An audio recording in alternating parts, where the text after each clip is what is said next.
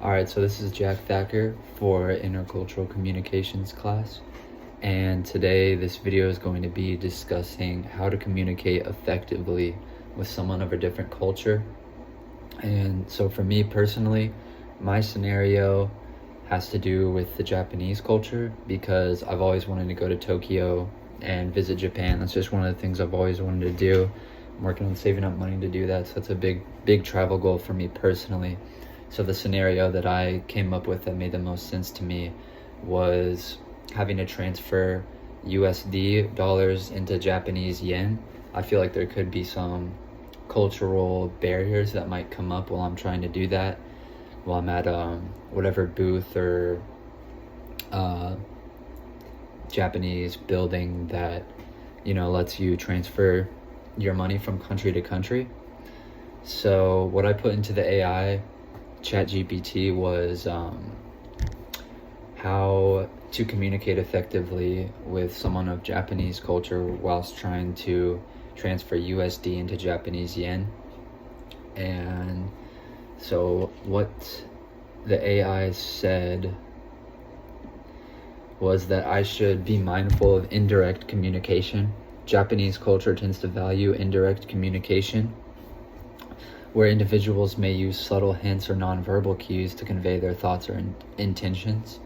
When discussing the transfer, pay attention to nonverbal cues such as facial expressions and body language.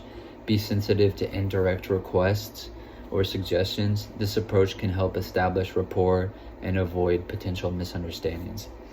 And that source was from Cultural and Interpersonal Communication from 1988. And the second thing it told me to do was use polite and formal language. Politeness is highly valued in Japanese communication, employing honorific language and respectful speech forms, such as using honorific titles like san when addressing the person, can demonstrate respect and create a positive impression. It also told me that I really need to avoid being overly casual or direct, as it may be perceived as rude or disrespectful in the Japanese culture.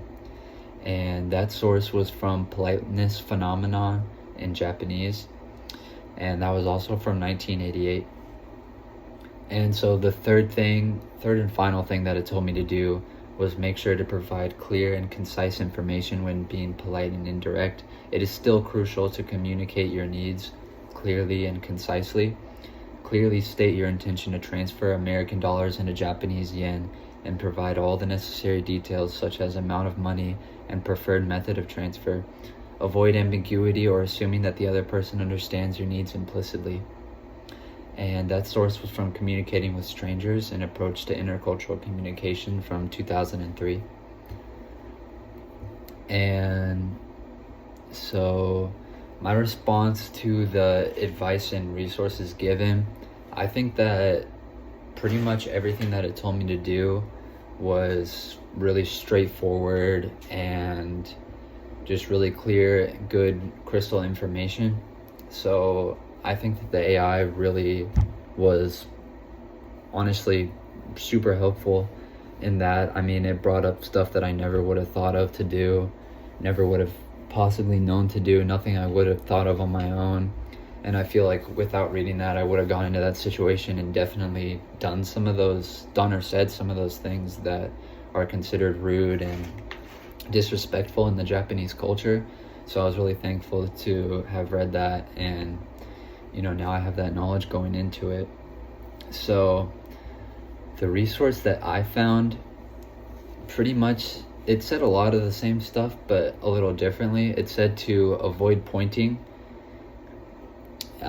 It said to keep your voice down. Americans tend to talk loudly and openly in hotel lobbies and restaurants and on buses, and that I guess Japanese don't like it when you talk too loud.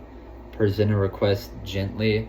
Instead of saying like, can I have something, could I do this, it said perhaps you might know where I might find a restaurant. So you have to present things much more subtly and not super direct.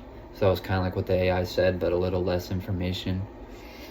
And it says to avoid pressing for an answer, and it said know that bowing is an important communication ritual.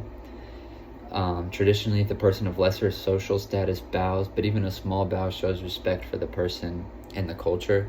That's something that the AI didn't say that I might actually use, so that was a good thing about my resource that I found. But overall, I do think that the AI's resources that it provided were much more simple and overall more effective, and made more sense because it provided a more clear and broad understanding for me of how to do this, whereas the source that I found was a little indirect and not super helpful in painting a whole broad picture of like why these things matter to the Japanese people. So for that reason, I think that the sources that the AI pulled up were more helpful for me personally rather than the one that I found. And so to summarize takeaways from using AI, I would say that using AI for intercultural communication, just based on the prompt that I put in, I think it was super helpful, and it's definitely something that I would use in the future if I'm ever going to be in a situation where I need to communicate with someone from a different culture. I would probably, ask ChatGPT for help with that. So, yeah, thank you for watching.